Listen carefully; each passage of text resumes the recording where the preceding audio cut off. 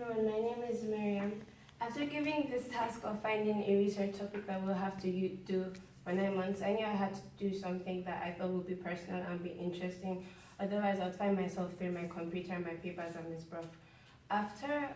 So I chose Yoruba. Yoruba is my culture, it is my identity, and I think I speak for the other 20 million Yoruba people in Nigeria. But there's a problem with Yoruba. It saddens me to know that Yoruba is becoming an endangered language. So what is an endangered language? This is a language that is at risk of dying or falling out of use as its speakers die or gradually shift to another language. So Yoruba is a Niger-Congo language of southwestern Nigeria and even parts of Togo and Benin, and it is also the culture of the southwestern people in Nigeria. So my problem here is that despite the national policy on education specifying that there should be Yoruba incorporated into the school system, it is not implemented properly. In fact, this is affecting the Yoruba youth, specifically aged 10 to 20. So from my personal experience, I know that your language is passed on to you by communication with your parents. It's basically what you talk, how you communicate with them back home. So I feel as though I can trace the cause of this issue to the parental attitude towards Yoruba. So during my preliminary research and obviously conversations with my uncles and aunts who are native Yoruba speakers, I found out that there was an unofficial ban of the language in class. So during this period, if you were caught speaking your native language in class, you would be punished. Because of all of this resulted in the research question, in light of the gradual decline in the number of children fluent in the Yoruba language, to what extent did the education system in the 1970s and 1980s impact the parents who schooled in that time, impact their interest in the Yoruba language? So right off the bat, my first assumption is that the populace is to blame for this issue. So perspectives like parental attitude, teacher knowledge will be explored, because I know there are other factors like drought and disease, but I'm not going to explore that.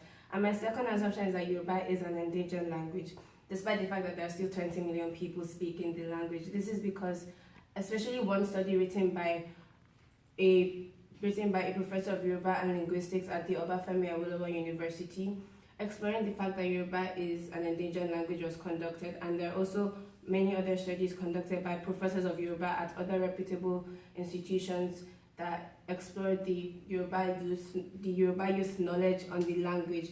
And there are also other studies that also explore the attitude of parents towards the language. For instance, there was a study that proved that 50% of the respondents of that study, which are parents and teachers, wanted their children to be taught in English or a multilingual form of education. That means 50% didn't want their children to be taught in their native language.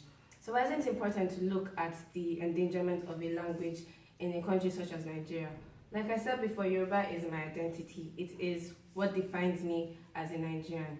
With the progressive drop in the number of children who are understanding the language, there's a progressive drop in the number of children who are in touch with their culture, who are in touch with their identity. So I want to know how this can be explored, how this could be sort of slowed down, prevented, anything, because it saddens me to know that my language is gradually falling out of use.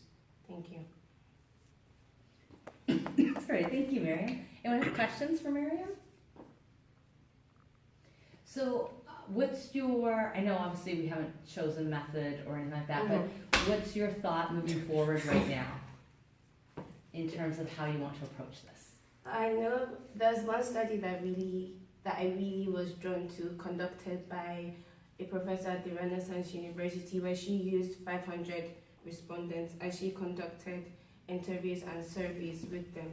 So I want to, what is in my mind right now is to go back home and select parents who schooled in the 1970s and 1980s and interview them, probably conduct some questionnaires. I also plan on contacting that professor that studied the endangered language to know how I can formulate my questions and basically ask them how that unofficial ban impacted them. And I know it's going to be difficult because I can't find any study on that unofficial ban because it was unofficial. It's not documented. It was what the teachers and the principals of that school decided to do. It isn't part of the national policy on education.